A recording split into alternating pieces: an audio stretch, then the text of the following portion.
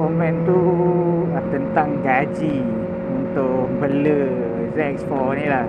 Dia tanya berapa gaji yang selesa untuk pakai ZX4 ni. Aku punya jawapan, aku tak nak fokus kepada gaji. Sebab benda ni kadang-kadang gaji 10,000 pun kalau kita punya komitmen tu banyak, tak mampu juga nak bela ZX4 ni. So aku akan cakap dari segi aspek berapa duit lebihan yang kau ada lepas korang dah potong semua bayaran komitmen korang, hutang-hutang ke, mana loan-loan yang korang ada, rumah ke, kereta ke kan. So aku boleh kata untuk selesa lah kan, kalau bulan-bulan korang ada dalam 1,500 ke 2,000 duit lebihan, atau orang kata disposable income. So itu kira tahap selesa lah untuk korang bela ZX4 ni, untuk bayar bulanan, untuk duit maintenance, minor maintenance dengan major maintenance lah. Sebabnya apa aku cakap macam tu, contohlah kalau kau decide untuk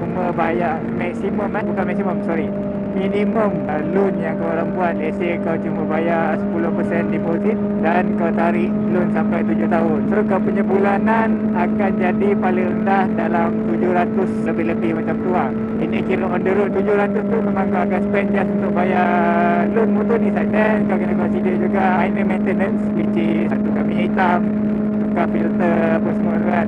So tu typically kau akan spend dalam 3 ke 400 untuk minor maintenance. Itu based on apa yang aku first maintenance yang aku dah buat hari tu. Kau perlukan 3 botol minyak hitam, depend lah fully synthetic ke ataupun semi-synthetic, tapi aku recommend fully synthetic lah. So that's the cost untuk kau kena spend untuk minor maintenance. Dan untuk major maintenance benda-benda biasa lah, PC apa semua tu kan, kau kena buat overhaul ke bila perlu, bila any breakdown. And then another aspect is about kau punya road tax dan insurance. Road tax tu tak adalah mahal, tapi kau punya insurance tu lah. Even kau ambil single rider pun boleh sampai 1,000 juga lah.